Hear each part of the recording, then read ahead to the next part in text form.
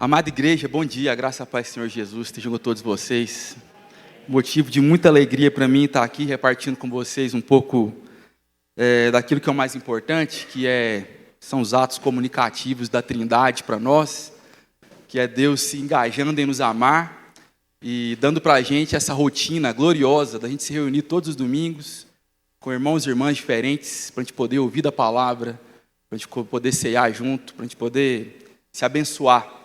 Hoje a gente tem essa missão aqui, dentro desse tema proposto pela igreja, e de repartir um pouco daquilo que tem sido a meditação do nosso coração, um pouco da nossa vivência na igreja também, um pouco de uma vivência pessoal minha, de engajar nesses processos, de entender um pouco mais essas questões do próprio coração, de como, ter uma vida um pouco mais disposta, uma vida um pouco mais orientada, um pouco mais alinhada com aquilo que Deus tem falado para a gente. Então o tema, guarda o teu coração, hoje a gente vai falar dos ritmos do coração.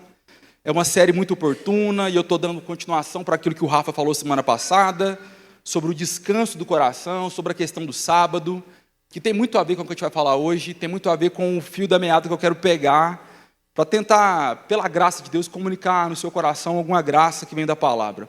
Hoje eu tenho a missão de falar de outra dinâmica do coração. Outra dinâmica, ainda que relacionada com o descanso. Eu quero falar sobre essa questão do ritmo, dos ritmos do coração. A minha proposta hoje é falar de uma visão redimida do tempo. Uma visão orientada pelo coração, pelo Espírito Santo, para a gente poder ter uma visão redimida do nosso tempo. Eu vou ficar muito feliz se eu sair daqui hoje, você lendo a Bíblia, sendo orientado pelo próprio Espírito de Deus, sair daqui incomodado em querer mudar alguma coisa da sua rotina. Não por legalismo, não por tentar mostrar para Deus tanto que você é bom, mas por um desdobramento daquilo que o próprio Deus tem falado para você, e Ele é o Senhor do tempo e o Senhor do nosso tempo. E por isso que eu queria muito que você prestasse atenção, abrisse seu coração. Como nós estamos em uma série, e eu não estou acostumado a pregar série, eu sou acostumado a pregar expositivamente, assim, mais pegar um texto bíblico, versículo por versículo. Eu não quero me ater, então, a um texto bíblico só, mas eu quero passear junto com você em alguns textos e pedindo a Deus para que a gente possa costurar um sentido para o nosso coração, sobre os ritmos do coração, em alguns bons textos bíblicos que dizem respeito disso aí, tá bom? O primeiro texto que eu queria que você abrisse comigo está lá em Mateus 6, que é um texto muito conhecido. E o nosso problema não é ter textos conhecidos, mas é amar esses textos conhecidos e praticá-los, né? As verdades da Bíblia, a gente às vezes não peca com elas, não é porque a gente não entendeu, é porque a gente não engoliu elas. E é bom a gente passar de novo, olhar de novo e pedir para que Deus fale com a gente. Mateus 6 diz algo muito importante, que está lá quando Jesus está ensinando seus discípulos a orar. Mateus 6,5 diz o seguinte: e quando orardes, não sejais como os hipócritas, pois gostam de orar em pé nas sinagogas e nas esquinas e nas ruas, para serem vistos pelos homens. Em verdade vos digo que eles já receberam a sua recompensa. Mas tu, quando orares, entra no teu quarto e, fechando a porta, ora a teu pai que está em secreto, e teu pai, que vê o que é secreto, te recompensará. E quando orardes, não useis de repetições inúteis, a exemplo dos gentios, pois eles pensam que serão ouvidos pelo muito falar. Depois ele vai prosseguindo e ensinar para a gente aquela oração que é como se fosse um arquivo compactado. Sabe arquivo compactado? Quando você baixa um arquivo na internet, ele é muito grande e ele vem compactado, você tem que usar um programinha no computador, você descompactar ele e pegar tudo que está ali dentro. A oração do Pai Nosso é como se fosse esse arquivo compactado. Quando você diz e ora, Pai Nosso que está nos céus, você não está só dizendo isso. Tem tanta coisa embutida ali que a gente tem que gastar um pouco de tempo orando a oração do Pai Nosso e meditando em tudo aquilo que a gente falou. Na minha prática devocional com a oração do Pai Nosso, que ela é regular, é uma oração intercalada de silêncio. Eu digo, Pai Nosso que está nos céus. Silêncio, e medite sobre isso, sobre a grandeza do que significa isso. E a gente começa a perceber o Espírito Santo trabalhar no nosso coração sobre essas questões. E todas as citações, todos os artigos da oração do Pai Nosso são esses arquivos compactados. Mas eu quero falar anteriormente a isso. Primeira coisa, antes, que a gente lê uma introdução, antes de Jesus dar propriamente dita a oração do Pai Nosso. Jesus diz coisas importantes para nós. E tem uma coisa que eu sublinhei aqui, que eu queria que você anotasse no seu coração, em última instância. Anotasse na sua Bíblia, que é a seguinte resolução: parar para orar é um ato de guerra. O irmão Alistair falou agorinha aqui em relação a orar pelos nossos filhos. Ter filhos é uma batalha espiritual. Criar os filhos no caminho do Senhor é algo profundamente espiritual, penoso, ainda que satisfatório. Mas exige de nós uma disposição para a guerra. E parar para orar é um ato de guerra. É um ato de guerra contra quem? Contra os inimigos das nossas almas, que a Bíblia diz, a saber, o mundo, a carne e o diabo. É uma guerra também contra a pressa, contra o imediatismo, contra a ansiedade. Ter um dia, um momento no seu dia, onde você para e ora, nem que seja uma simples oração, de preferência mediada pela palavra de Deus, é um ato de guerra contra você mesmo, contra a sua carne, contra o diabo, contra o mundo, contra a pressa, contra a ansiedade, contra o imediatismo que nos assola, nos assalta e nos tenta todos os dias. Tem algo aqui importante nesse texto que a gente leu, que quando fala Jesus, mas tu, quando orares, entra no teu quarto e fechando a porta, ora ao teu pai que está em secreto, e teu pai que vê em secreto te recompensará. A palavra traduzida como quarto na Bíblia, no grego é a palavra tameion. Ela foi traduzida como quarto, mas ela se refere, no contexto, a um tipo de sala-depósito onde se guardava bens preciosos, onde se guardava tesouro, no contexto da Palestina do século I. Quarto aqui, quando Jesus diz, entra no teu quarto, ele está se referindo a um aposento onde as pessoas guardavam coisas preciosas. Um aposento onde os ricos guardavam o tesouro. Entenda, tem algo importante para a gente aqui, nessa questão de entender a questão de parar para orar como uma guerra, de parar para orar como algo importante, algo decisivo para o nosso dia. Eu queria que você entendesse uma coisa: eu não quero necessariamente te transformar num monge, numa monja. Eu não quero que necessariamente você entre numa vida monástica, sabe? A nossa tradição protestante, ela pegou pouco essa tradição monástica na história da igreja, ainda que ela exista. Mas eu não quero te transformar nisso não, mas eu quero que você entenda uma coisa. Ainda que eu não queira te transformar num monge, eu quero que você entenda, de verdade, que na caminhada cristã, que a gente chama de discipulado, que a gente chama de amizade com Jesus, na caminhada cristã, há uma espécie diária de monastério que a gente tem que pegar. Há uma espécie diária disponível para todo cristão de um pedaço, um toque, um quê, sabe, um asterisco, um detalhe de monastério que a gente tem que praticar. Há disponível, segundo a palavra de Jesus aqui, para nós, irmãos e irmãs, para nós, amigos e amigas de Jesus, uma reclusão intencional no quarto das riquezas. No quarto onde tem riquezas, Jesus manda a gente ir para lá para pegar a melhor das riquezas, a maior das riquezas.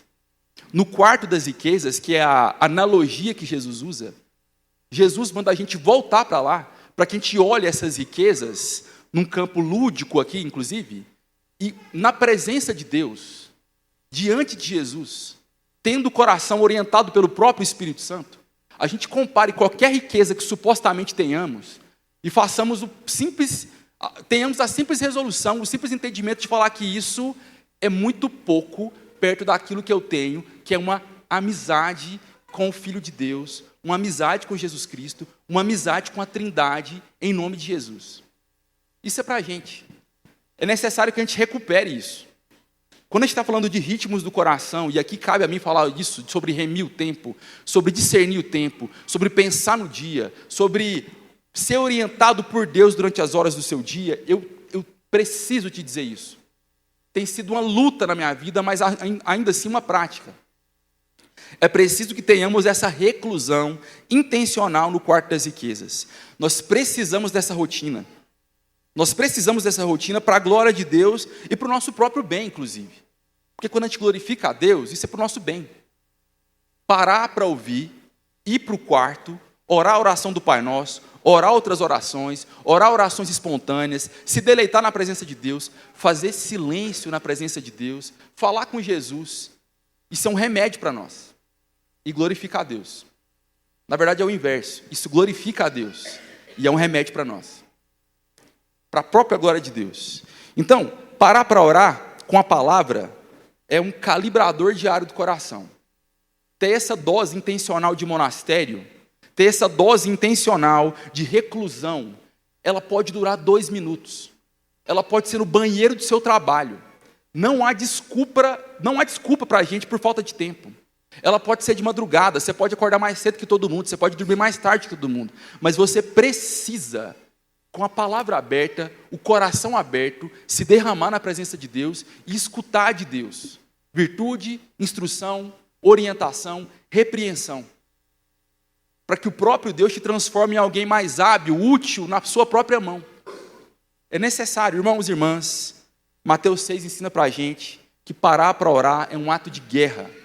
É um ato de guerra contra nós mesmos, contra a nossa carne, contra o mundo, a carne, o diabo, contra a pressa, contra a ansiedade.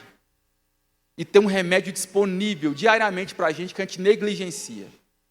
Guarde seu coração. Coloque o seu coração no compasso, no ritmo daquilo que Deus tem falado. Jesus está dando pistas para a gente. Pare uma vez por dia.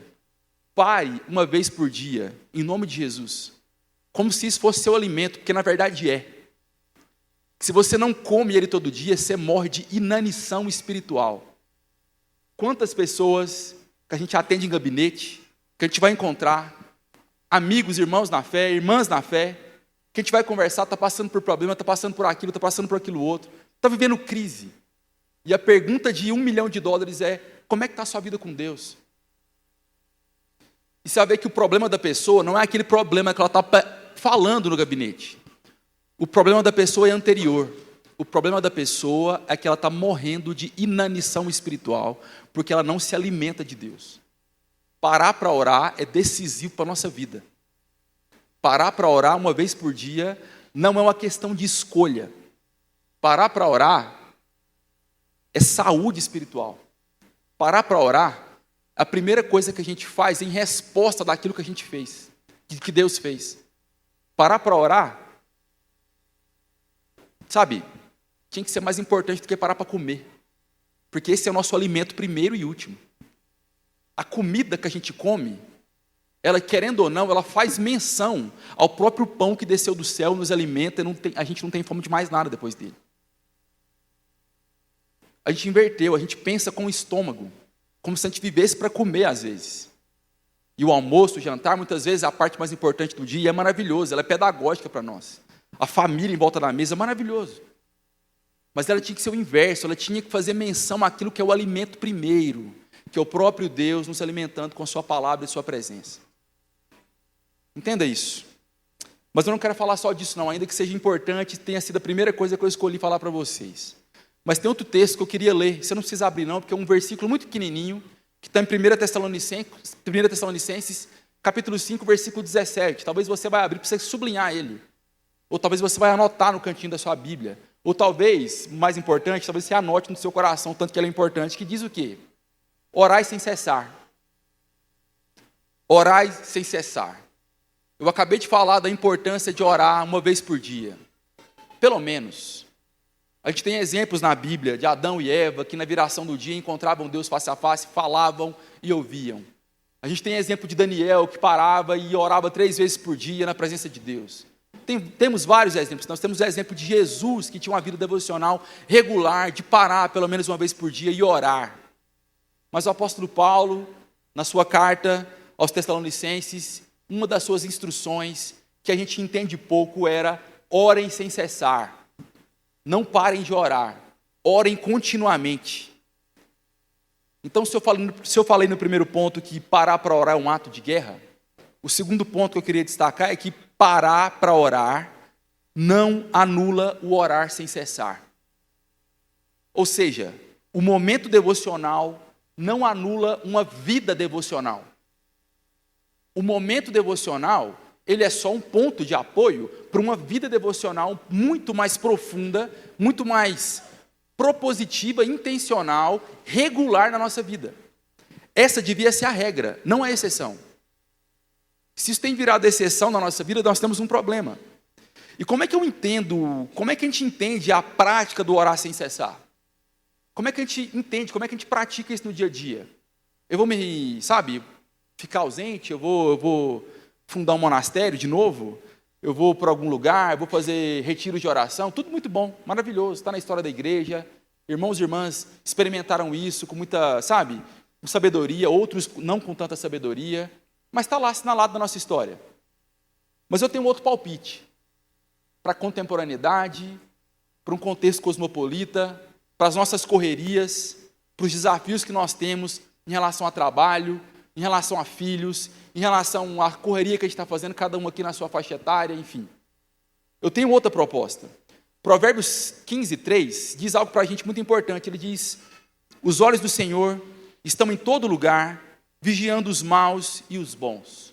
Os olhos do Senhor estão em todos os lugares, vigiando os maus e os bons. Eu quero introduzir para você, talvez você conheça, mas tem sido parte da minha ocupação nos dias, meditar, pesquisar, estudar sobre essas coisas e tentar praticar na minha vida, explicar, ensinar para irmãos e irmãs da caminhada. Eu quero introduzir duas palavras ou duas expressões no seu vocabulário devocional, mas elas não são novas na história da igreja. A gente perdeu um pouco esse gap. Nós sofremos, nós como protestantes, graças a Deus por isso, nós sofremos com uma espécie de esnobismo cronológico, onde a gente olha para trás e às vezes a gente acha que a igreja de Jesus começou em 1517 com Lutero, colocando as suas resoluções na parede de Wittenberg. Mas a igreja é muito mais antiga. A igreja tem 2000 anos. E muitas práticas na história da igreja que adentraram a reforma, elas não foram esquecidas, e elas são redimíveis, elas são boas. E tem duas expressões sobre esse orar sem cessar que estão na história da igreja, praticada por protestantes pós-reforma, mas muito assinalada na igreja ao longo da sua história, na igreja mais com crise, na igreja nem com tanta crise, mas na história da igreja. Que palavras são essas? Uma palavra é bem engraçada, e outra palavra a gente está mais entendida dela, ela é mais comum na nossa cabeça. A primeira palavra é a palavra ruminatio. Ruminatio. Quem é do contexto aí rural, ou veio da roça, tipo eu, sabe que ruminar é algo muito usual, né, no gado, né? O gado rumina. O gado se alimenta e fica se alimentando daquilo. Existe uma prática devocional, faz parte de uma tradição cristã de prática devocional da igreja, o exercício de escolher um texto bíblico e trabalhar com ele no coração durante um tempo. Ruminar. O nome bonito para isso na teologia é ruminatio. Mas você não precisa usar esse nome.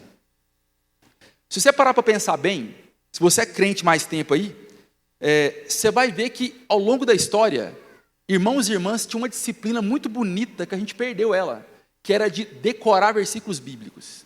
Vocês lembram disso? Nós perdemos isso completamente, isso é uma lástima para nós. Eu sei, teve exagero, mas o abuso não pode anular o bom uso. Ainda que irmãos e irmãs, no afã legalista, ou numa tentativa de mostrar para a gente uma certa, soberba em saber de coisas bíblicas, tenham abusado dessa boa disciplina. Mas essa disciplina é boa. A palavra decorar já diz para a gente o que é. É de cor, é do coração. No inglês é by heart, não é isso? Decorar é vir do coração, é introjetar um princípio bíblico, uma palavra bíblica, uma expressão, parte de um texto no meu coração para que aquilo fique ruminando. Ruminando. E quando eu rumino isso, eu faço uma coisa também assinalada na tradição da igreja, que são as chamadas orações interiores. Oração não é só quando a gente fala e verbaliza e diz em voz alta, em nome de Jesus, amém. Oração é aquilo que está decantando dentro de você. Oração é aquilo que está dentro de você, às vezes, fermentando, ruminando, se alimentando, te enchendo, colocando dentro de você coisas, virtudes do próprio Deus. Irmãos e irmãs mais sábios do que nós antigamente usavam muito dessa disciplina. com outro nome na nossa herança evangélica, de decorar versículo bíblico, que não era nada mais, nada menos do que ruminar uma palavra, que começa a dar um pouco para a gente de orientação do que é orar sem cessar. É colocar a Bíblia no coração, é colocar a própria palavra de Deus no coração, para que aquilo crie raízes, para que aquilo dê fruto, para que a gente possa se alimentar e alimentar outros. É entender que a palavra de Deus, os atos comunicativos e graciosos de Deus, a forma normativa desse ato comunicativo, que está na palavra de Deus, ele não é para a gente consultar só, é para a gente viver dentro daquilo. Na verdade, é para aquilo viver dentro da gente. É para dar para a gente espasmos de santificação, que a gente nem sabia que podia, de repente a gente está fazendo coisa que a gente nem pensava em fazer, porque o próprio Deus está agindo dentro da gente, porque a gente está ruminando da sua palavra. Ruminar da palavra é isso. É crer tanto que Deus escreveu uma palavra para mim, que eu vou me alimentar dela todo dia, e vou me alimentar dela o dia inteiro, em qualquer hora. Que eu vou para o meu trabalho com um negócio aqui travado no meu coração, que é uma parte de um salmo, que é uma oração de Jesus, que é alguma coisa do tipo. Então, não se esqueça, ruminatio, ruminar, decorar versículo bíblico, mandar o versículo bíblico para o coração, mandar partes da palavra de Deus para o coração, para que ele não saia de lá, para que ele germine lá e te gere vida. Não é só comer todo dia, é comer bem. E da palavra de Deus a gente pode comer o dia inteiro. Que quanto mais a gente come, mais fome a gente tem. E mais Deus nos sacia. E mais a gente quer falar de Deus, da palavra, e expressar mais essa palavra na vida da gente. Então a primeira palavra é ruminatio, mas tem outra expressão aí que é mais engraçada a palavra. A segunda expressão que está assinalada na história da igreja, que me dá uma pista do que é orar sem cessar, são as chamadas orações jaculatórias. Engraçado o nome, né? Orações jaculatórias. O que é isso? Por que eu nunca ouvi falar disso, talvez? Por que isso é tão novo para mim? E o que é oração jaculatória? Eu preciso decorar esse nome? Você não precisa decorar esse nome. Eu queria que você entendesse o que é. Se você entender o que é e praticar na sua vida, eu já vou ficar muito satisfeito. Oração jaculatória é um nome estranho de uma prática antiga e eficaz na história da igreja. O que é isso? Com a consciência de que eu estou diante de Deus, o cristão tem essa consciência, a reforma protestante assinalou isso com uma expressão que é o coram Deum, que é o diante de Deus, o coração diante de Deus. Eu estou vivendo diante de Deus e isso é inescapável. O peso de glória revelado de Deus é algo que eu tenho que lidar com ele e é bom ser amigo de Jesus para eu poder me deleitar nesse Deus sendo revelado e ter o coração diante desse Deus que se revela. Então, se eu tenho essa consciência de que eu estou diante de Deus, e o provérbio que a gente leu lá, que o provérbio 15:3, os olhos do Senhor estão em todo lugar, vigiando os maus e os bons. Então, se eu tenho essa consciência, eu então cultivo o hábito de fazer breves orações durante o dia. Além de ruminar, eu oro durante o dia, orações breves. Orações jaculatórias são breves orações orientadas pelo próprio Deus, onde eu digo, solto aquilo, falo no coração, falo interiormente, falo exteriormente, mas eu falo, eu oro, eu não guardo para mim. Eu falo baixo, eu falo no carro, eu falo no trabalho, eu falo em qualquer hora. É o hábito de ter breves orações que cativam a minha relação com Jesus durante o dia. Pode ser um salmo, pode ser um trecho de um versículo, pode ser uma expressão de amor por Jesus. Há quanto tempo você não diz naturalmente que ama Jesus? Com um amor capenga, mas ama. Com um amor que precisa ser renovado, reorientado, recalibrado, mas ainda assim ama. Há quanto tempo você não fala naturalmente para Jesus durante o seu dia? Porque você viu alguma coisa e aquilo, você não tem outra coisa para fazer a não ser orar, a não ser expressar com uma oração breve, que aquilo te incomodou e você não tem como não desaguar aquilo em oração para Jesus. Essas são as orações jaculatórias. Há quanto tempo você não faz uma oração de socorro, um clamor de socorro, vindo do seu coração? Eu acho que a gente começa a arranhar a superfície dessa questão de orar sem cessar, quando nós somos inundados com a consciência de que Deus é. Deus é. Que a sua presença, a presença dele não é algo que nos cabe alterar. É um firme fundamento, é uma sentença. Deus é e a sua presença é. Apesar de mim, e bem-aventurado sou eu quando eu busco uma maneira de experimentar essa presença, de sensibilizar o coração para aquilo que Deus fala. E quando eu rumino, quando eu oro durante o dia, quando eu passo o dia orando orações breves, quando eu paro para orar direito um dia, uma vez por dia, eu começo a triscar um pouco disso, do que é ter uma vida devocional, do que é remir o tempo, do que é guardar o coração num ritmo do coração, compassado com aquilo que Deus está tocando, compassado com o tom que Deus está mandando e com o ritmo que Deus está mandando. E não tem outro lugar para buscar. É na palavra e é na vida de oração. É na palavra, na vida de oração, que ela é individual e é comunitária. É na palavra, na vida de oração, todos os dias, sozinho, com a sua família e com a sua igreja, quando você se une. A gente tem que começar a arranhar um pouco mais isso. Isso não devia ser exceção, repito. Isso devia ser uma regra. Isso não devia ser só um negócio fruto de um avivamento, onde o povo ora mais.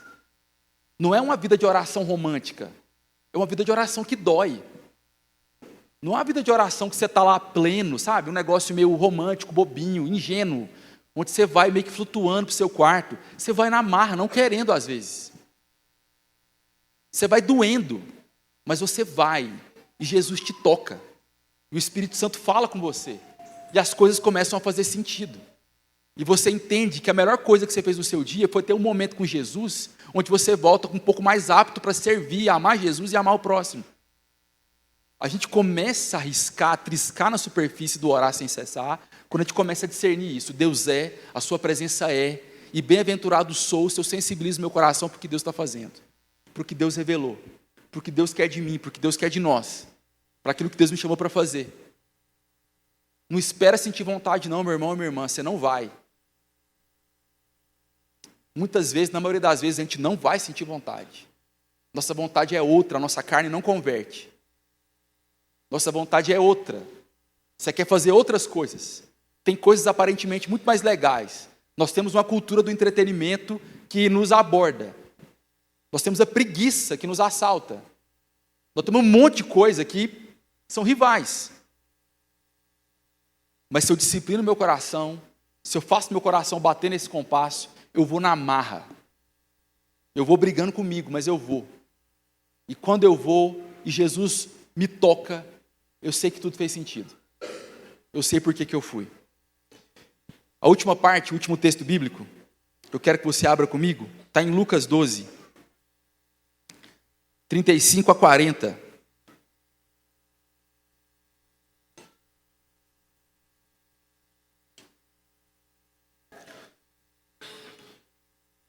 Então eu falei sobre parar para orar é um ato de guerra. Outra coisa é que parar para orar não anula o orar sem cessar. Eu te dei 2 dicas que têm funcionado comigo, que eu queria que você tentasse absorver de alguma forma. Não estou te dando uma regra, não estou te dando 2 maneiras de você ter uma plena vida de oração. A gente não está perdendo tempo com isso. Eu estou falando naquilo que é consolidado ao longo da história e que é bom que a gente preste atenção na sabedoria antiga. Isso é muito bom. E eu quero terminar para você falando o seguinte: um coração no ritmo de Deus customiza a vida. Isso mesmo. Um coração no ritmo de Deus, ele vai customizar a vida. Customizar. Lucas 12, 35 a 40 diz o seguinte: estai preparados, na Almeida 21, talvez na sua versão esteja cingi os vossos lombos, não é isso? Cingi os vossos lombos e acendei as vossas candeias. Sede semelhantes aos que esperam o seu Senhor quando volta da festa do casamento, para que, quando vier e bater, logo lhe abram a porta. Bem-aventurados aqueles servos que o Senhor, quando chegar, achará alertas. Em verdade vos digo que se preparar e os fará sentar-se à mesa, e aproximando-se os servirá. Quer venha no começo da noite, quer no meio da madrugada, eles serão bem-aventurados se assim os encontrar. Sabei, porém, isso: se o dono da casa souber a hora que o ladrão virá, ele vigiará e não deixará entrar na casa. Estai vós também preparados, pois o Filho do Homem virá numa hora em que não o esperais. Irmãos e irmãs, uma vida de vigilância, e o texto está falando aqui de vigilância, de ter uma vida que vigia, né? Tinha a expressão dos crentes antigos, vigia, irmão, quando você está fazendo alguma coisa errada, não é isso? Uma vida de vigilância é uma vida teorreferente, orientada por Deus. Nós temos uma maneira natural, se a gente deixar a maré levar a gente, se a gente só abrir os braços e deixar a vida levar, sabe? Zeca Pagodinho, deixa a vida me levar, a vida leva eu. Se a gente fizer isso, nós seremos pessoas autorreferentes. Nós somos a expressão exata daquilo que o mundo precisa saber. O sol gira em torno do meu umbigo. O meu ideal de vida é a minha felicidade.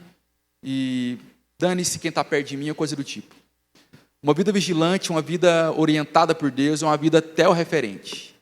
A minha historinha só vai fazer sentido quando ela é anexada numa metanarrativa que conta a história da redenção, que fala de um Jesus que veio e de um Jesus que vai voltar.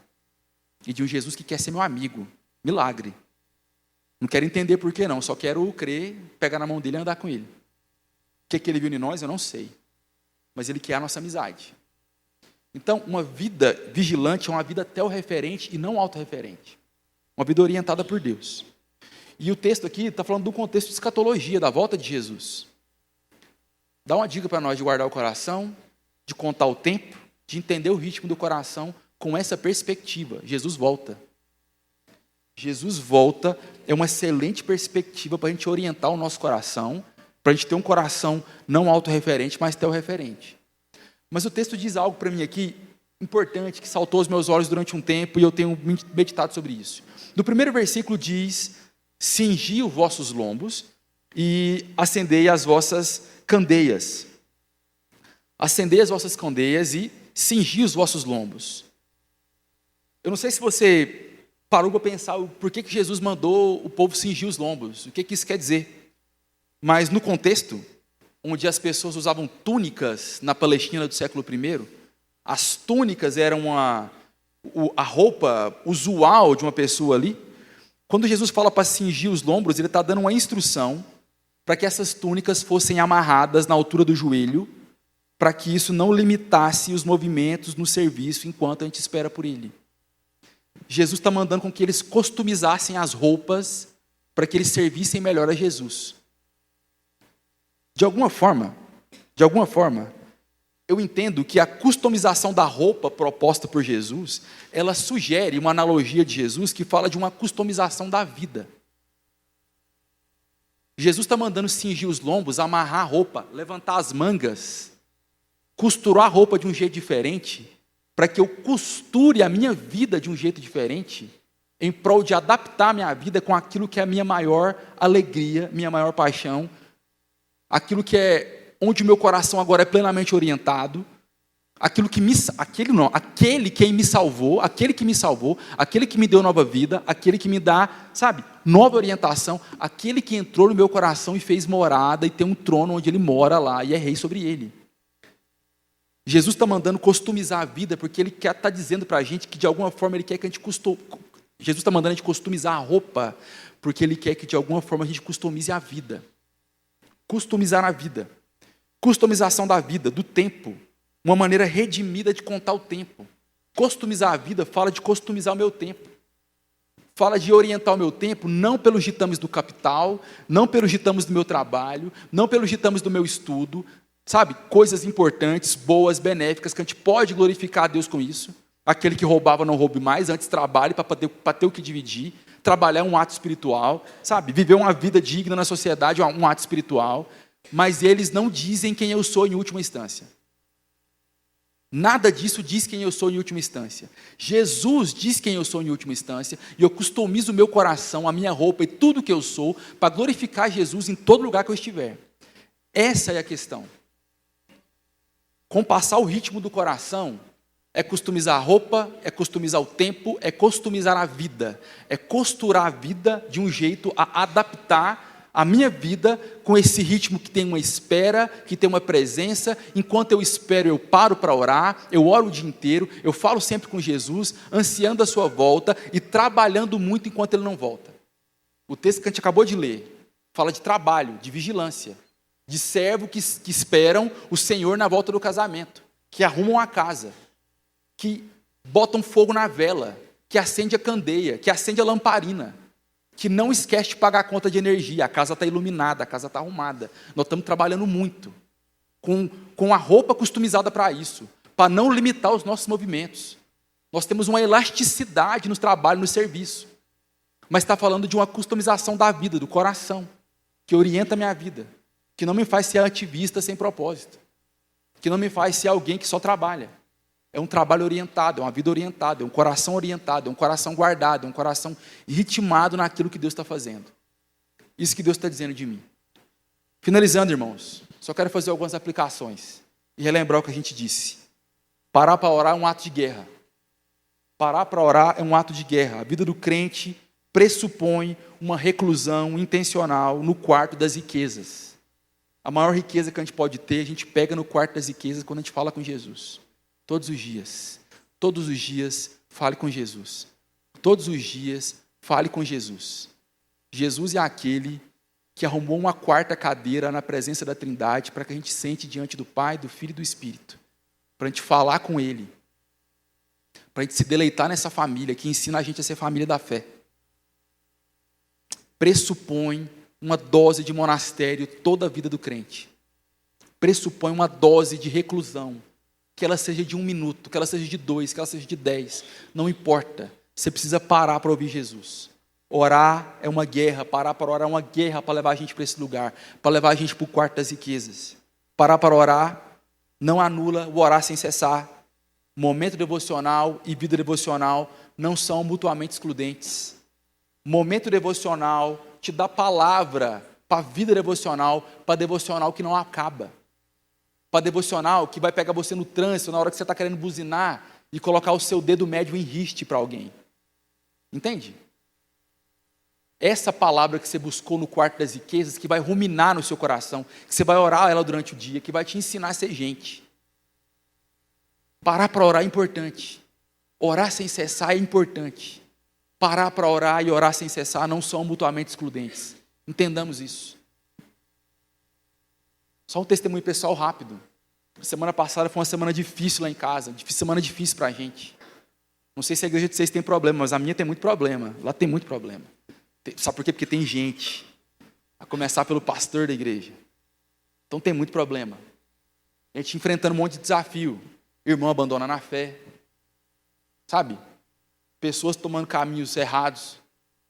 Gente que não dá fruto de santificação. Gente que a gente está insistindo há tanto tempo. E eu tenho um hábito de orar com um lecionário. Não sei quem conhece aqui um lecionário. Está na tradição da igreja, é um negócio muito bom. Você lê a Bíblia inteira durante 3 anos. Marca o tempo nos ritmos do calendário litúrgico, da Páscoa, da Quaresma, do Natal. É bom. E dentro do lecionário tem um ofício diário, que é um jeito de orar com esse lecionário. E tem muitos salmos, tem muito texto bíblico, tem a oração do Pai Nosso. Então, é uma maneira bem peculiar de orar, é muito boa, que eu adaptei bem com ela. E lá, no meio de um dos temas do ofício diário, tinha um trecho de um salmo, que era: levanta-te, ó Deus, e defende a tua própria causa. Salmo 74. Eu orei isso em forma de oração jaculatória, em forma de ruminação, de ruminátil, em forma de coisa dentro de mim dando fruto a semana inteira. Todas as vezes que a minha carne, o diabo ou o mundo me afligiam, eu falava dentro de mim, ou falava baixinho, ou falava no carro, falava no banho, falava diante do computador, falava junto com a minha esposa: levanta-te, ó Deus, e defende a tua própria causa. Todas as vezes que eu orava isso, eu orava para um contexto diferente. Era pensando no irmão, era pensando no país, era pensando na minha cidade, era pensando na minha própria carne, era pensando no meu pecado. Levanta-te, ó Deus, defende a tua própria causa, me santifica. Santifica eles, santifica o Brasil, muda a gente, traz um avivamento de novo, porque a sua causa é avivar seu povo. Então levanta-te, ó Deus, e defende a tua própria causa. Como eu orei isso essa semana? Como aquilo germinou no meu coração? Como isso foi orar sem cessar? Como eu tive uma semana de oração produtiva? E como eu me vi podre? E como aquilo me orientou cada vez mais sobre quem eu sou? E como eu pedi perdão? E como eu reconheci o doce toque de Jesus me mudando? Nós não podemos questionar, nós não podemos achar que isso tem que, sabe, é um negócio, isso tem que ser uma prática, gente. Orar todo dia e orar sem cessar não são mutuamente excludentes. Em terceiro, um coração no ritmo de Deus customiza a vida. Cingir os vossos lombos, sejam vigilantes, que a vida de oração e palavra reorganize nossas prioridades, reorganize as nossas agendas, os nossos sonhos, os nossos afazeres, que uma vida de oração mediada pela palavra nos ajude a trabalhar, nos ajude a contemplar, nos ajude a parar, nos ajude a acelerar, nos ajude a ser constantes, nos ajude a amar Jesus e amar o próximo, nos ajude a amar Jesus e amar o próximo, nos ajude a amar Jesus e o próximo, nos ajude a não parar, a não desanimar, a não desviar, a não perder esse horizonte de expectativa que não é utópico, que é a volta de Jesus. Que uma vida de oração oriente a gente. Que a Trindade nos abençoe, em nome de Jesus, que você tenha sido agraciado com essa palavra. Amém. Vamos orar.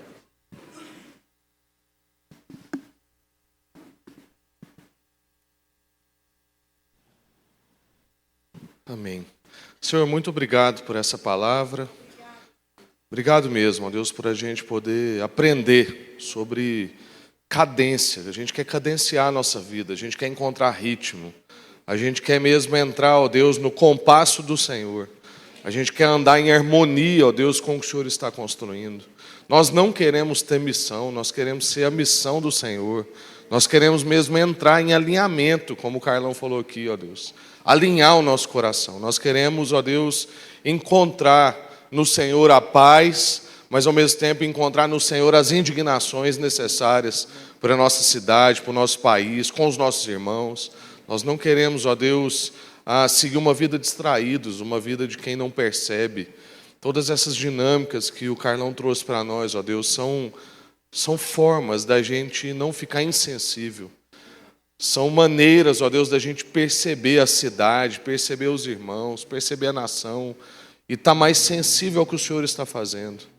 Que o Senhor possa nos munir com palavra, como o Senhor fez com o Carlão nessa semana, para a gente orar, para a gente ruminar, para a gente dizer, para a gente declarar para nós mesmos, para a gente declarar para os outros. Que ninguém aqui, Deus, em nome de Jesus, ninguém nessa manhã padeça por falta de palavra. Nós queremos receber do Senhor semente, ó Deus. Semente para a gente dizer para o Senhor e semente para a gente dizer para as pessoas. Porque isso, ó Deus, é a forma com que a gente expressa o nosso amor ao Senhor e o nosso amor às pessoas. Que o Senhor possa mesmo, ó Deus, falar conosco nessa semana para a gente aplicar, de fato, todas essas meditações do coração. Aplicar no nosso cotidiano, em nome de Jesus. Que o amor do Pai, a graça bendita do Filho e a comunhão do Espírito, que não nos deixa só, seja com todos hoje e para sempre, em nome de Jesus. Amém. Graças a Deus.